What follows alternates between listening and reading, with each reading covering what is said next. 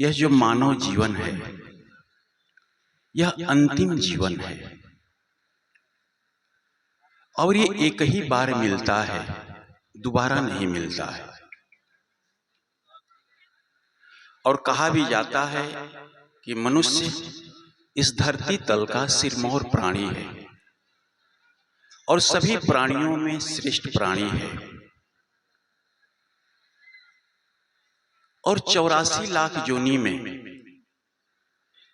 यह भटकते भटकते जीव यह मनुष्य जीवन को पाया है। किस लिए पाया है? दोबारा नहीं पाएगा।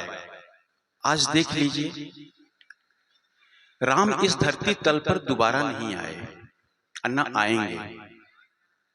कृष्ण इस धरती तल पर दोबारा नहीं आए, न आएंगे। और हमारे बाप दादा इस दुनिया से चले गए, वो आज तक इस धरती तल पर न आएंगे और हम भी इस दुनिया में दोबारा नहीं आएंगे, नहीं आएंगे। किस लिए ये जीवन मिला है? उद्धार करने के लिए, अपना कल्याण करने के लिए। हम मकान बनवा लिए, जीवन सफल नहीं है। खूब महंगी गाड़ी ले लिए, इससे भी जीवन सफल नहीं है। खूब सुंदर शरीर पा लिए, चेहरा पा लिए, इससे भी हमारा जीवन सफल नहीं है। सदगुरु कबीर साहब कहते हैं, बंदे कर ले आप निवेरा। वो क्या कहते हैं? बंदे कर ले आप निवेरा, आप जियतलक आप ठौर कर मुए कहाँ घर तेरा। यह अवसर नहीं चेतों प्राणी, अंत कोई नहीं तेरा। कहीं कबीर सुनो हो संतों, कठिन काल को घेरना। मरना तो सबको है। कबीर साहब कहते हैं कि बंदे कर ले आप निवेरा। सपोज कीजिए, हम बंदे किसको कहते हैं? जो गुलाम हो, जो बंधा हो, जो परतंत्र हो। हम मनुष्य के अलावा जितने भी प्राणी देखते हैं, जैसे गाय है, गाय के गले में रस्सी है, वो बंधी है, वो बंधन में है, परतंत्र है वो। एक शेर है, पिंजड़े में बंद है, वो परतंत्र है, उस पिंजड़े में वो बंधा है वो। एक सुग्गा है, एक पिंजड़े में बंद है, वो बंधन में है और वो बंधन हमें दिखता है। और विचित्र बात यह है कि जो बाहर का बंधन है वो दिखता है, और जो मनुष्य के अलावा जितने भी प्राणी हैं उन्होंने बनाया नहीं है। गाय रस्सी को बनाई नहीं है और न उस रस्सी में स्वयं बंधी है, ये बाहर का बंधन है। लेकिन कबीर साहब कहते हैं, हमको कहते हैं, बंदे कर ले आप निवेरा मनुष्य को। लेकिन मनुष्य के जीवन में बंधन दिखता नहीं। क्यों नहीं दिखता है? कैसा बंधन है? कबीर साहब कहते हैं कि देखो तुम्हारा बंधन कैसा है। वो कहते हैं, बिन रसरी कर सकलो बंधा, तासो बंधा अलेख, दिन्हा दर्पण हस्त में चश्म बिना क्या देख। कहते हैं, ऐ मनुष्य तुम्हारा बंधन कैसा है? बिनु रसरी, बिना रस्सी का। अरे रस्सी होता तो दिख जाता, लेकिन बिना रस्सी का है। बिनु रसरी, घर मने गला, गर्दन, घर सकलो, सकलो मने सबका, सकलो बंधा बंधा है। बिनु रसरी गर सकलो बंधा। और कैसा हो? तासो बंधा अलेख, अलेख मतलब जो लखने में ना आए, दिखने में ना आए, वो दिखने में नहीं आता है।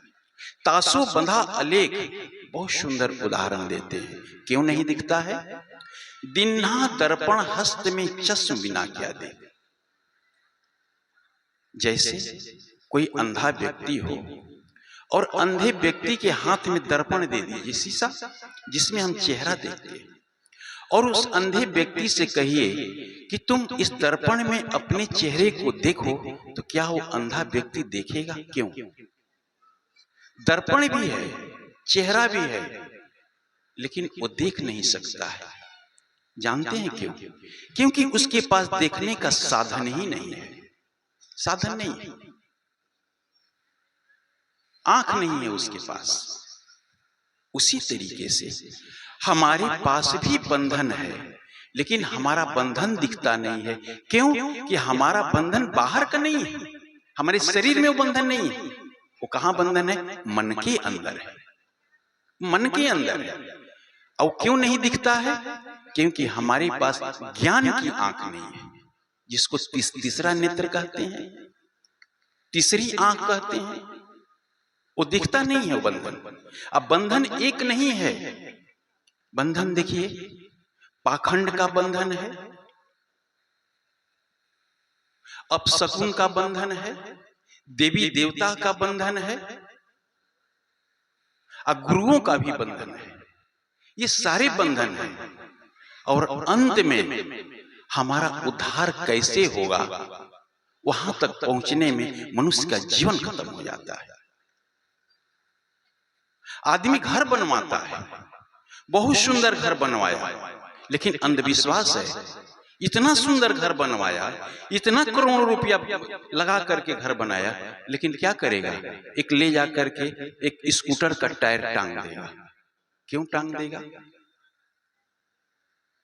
क्योंकि नजर न लगे। अरे इतना बढ़िया सीमेंट लगाए, इतना बढ़िया ईंट लगाए, इतना बढ़िया लोहा लगाए, इतना बढ़िया कारीगर जो है उसको कुशल कारीगर बना करके तैयार किया, और उस पर नजर लग जाएगा।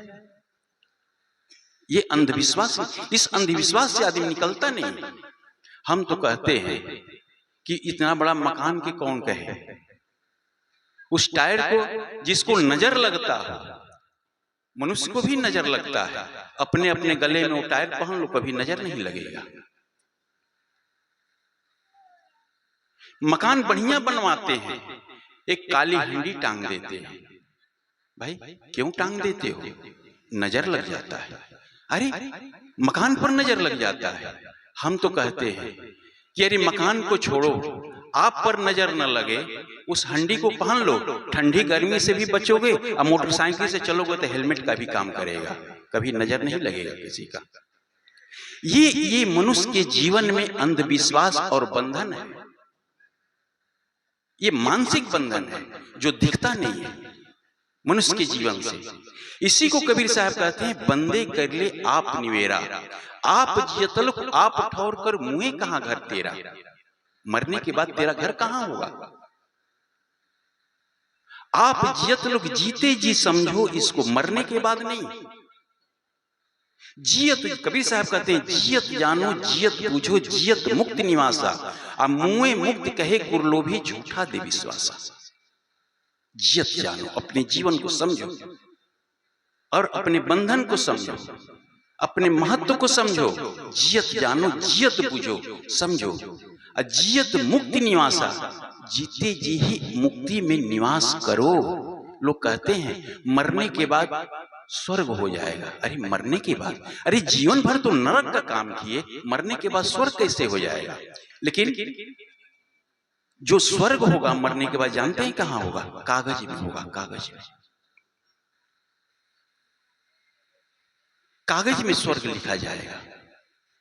सब लोग मरते हैं और घर के जो अभिभावक होता है वो प्रेस में जाकर के लिखवा देता है, हमारे पिताजी का स्वर्गवास हो गया, हमारे माताजी का स्वर्गवास हो गया, हमारे चाचा जी का स्वर्गवास हो गया, हमारे दादा का स्वर्गवास हो गया, हमारे दादी का स्वर्गवास हो गया। कागज में। एक चोर, एक हत्यारा भी मरता है, उसको भी लिखा जाता है कि हमारे पिताजी का स्वर्गवास हो गया। कागज में स्वर्गवास होता है बंधुओं, लिखा जाता है। लेकिन कबीर साहब आपको भटकाते नहीं है। ये कहते हैं जियत जानो जियत बुझो, जियत मुक्ति निवासा। अब कर्म से आपका मुक्ति होगा, किसी के आशीर्वाद से, कहने से नहीं होगा। मुए मुक्ति निवासा, और झूठे मुए मुक्ति निवासा, और झूठे गुरु कहते हैं कि मरने के बाद, कबीर साहब ईश्वर विश्वास नहीं करते। आपका बंधन आपके मन के अंदर है, वो मानसिक बंधन है, इसलिए दिखता नहीं है। क्रोध कहां है? मन के अंदर है, आंख में नहीं है, हाथ में पैर में नहीं है। वो क्रोध आपके मन के अंदर है। हम पूछते हैं, क्रोध सब लोग करते हैं, क्रोध कभी आपने देखा है? नहीं देखा है। दिखेगा जीवन भर क्रोध आपके साथ है, लेकिन वो दिखता नहीं है। लोभ जीवन भर आपके साथ है, दिखता नहीं। ईर्ष्या जीवन भर आपके साथ है, दिखता नहीं। ये मानसिक बंधन है। इसी को कबीर साहब कहते हैं, इसको मिटाओ। बंदे कर ले आप निवेरा, आप जियत लखो, इसको जीते जी लखो। देखो मुए कहां घर तेरा, मरना तो सबको है, मरना सबको है। लेकिन कबीर साहब कहते हैं मुए कहां घर तेरा, मरने के बाद तेरा घर कहां होगा। कभी हमने विचार किया कि मरने के बाद हमारा घर कहां होगा। बंधुओं, 4 तरह का घर होता है, 4 प्रकार का घर होता है। मैं आपको बताता हूं। पहला घर, जिस घर में हम लोग रहते, सबके पास घर है, ईंट का, पत्थर का, सीमेंट का, सरिया का, लकड़ी का, ये भी तो एक घर है। हम जाते हैं उस घर में, उस घर में कौन रहता है, ये शरीर रहता है। उस घर में ये शरीर रहता है। एक घर वो है। दूसरा घर ये शरीर है, इसमें कौन रहता है, मैं रहता हूं। शरीर भी तो एक घर है, जिसमें जीव रहता है, आत्मा रहता है। ये दूसरा घर हुआ। तीसरा घर कौन सा है, जिसके लिए मनुष्य तन मिला है। किसके लिए मिला है, मुक्ति और मोक्ष के लिए, अपना कल्याण के लिए, अपना उद्धार के लिए, परम सुख और शांति के लिए।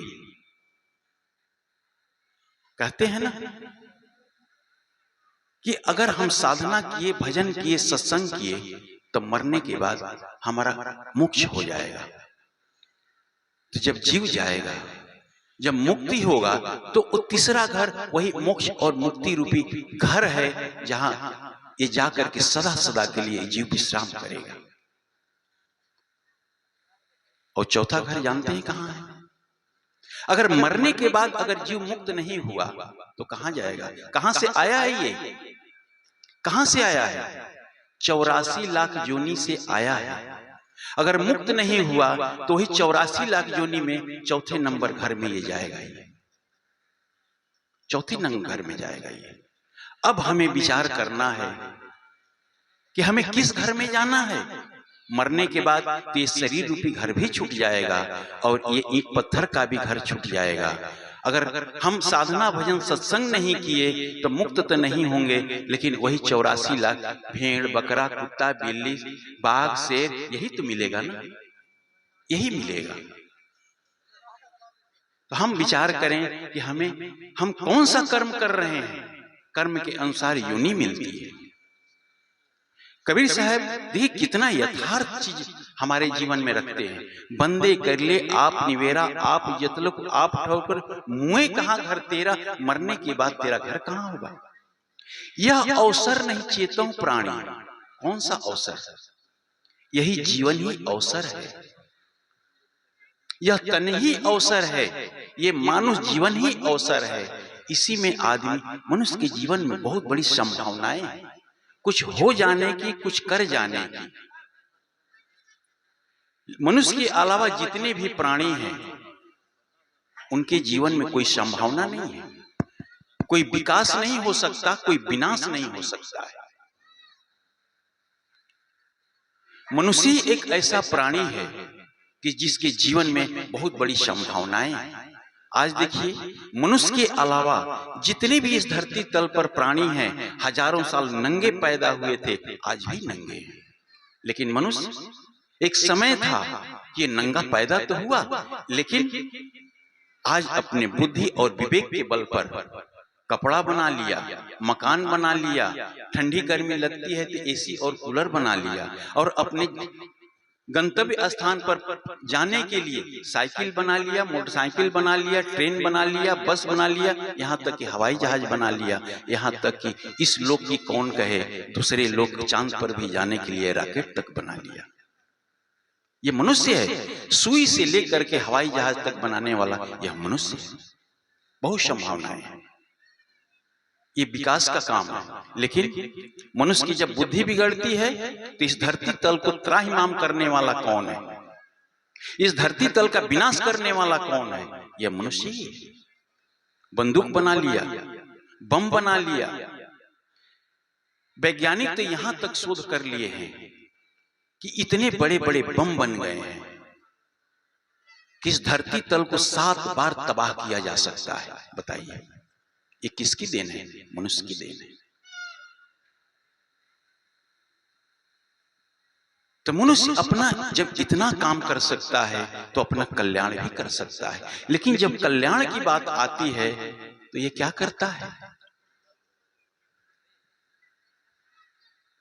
जब कल्याण की बात आती है तो मनुष्य, अब देखिए, यथार्थता से हट करके कहां जाता है? एक मिट्टी का भगवान बना लेता है, छोटा सा, अपना है 6 फुट का। अब मूर्ति से कल्याण, और 3 इंच की मूर्ति से अपना कल्याण चाहता है। अपने कपड़ा पहनता है 5 मीटर, अब मूर्ति को पहनाता है 5 सेंटीमीटर। अरे कैसे कल्याण हो जाएगा? अपने खाते हो 1 किलो, अब मूर्ति को खिलाते हो बतासा और गंगा जल, और उस मूर्ति से चाहते हो कि हमारा उद्धार हो जाए। एक फोटो के आगे, एक मूर्ति के आगे नाक रगड़ते हो और कहते हो कि हमारा उद्धार हो जाए।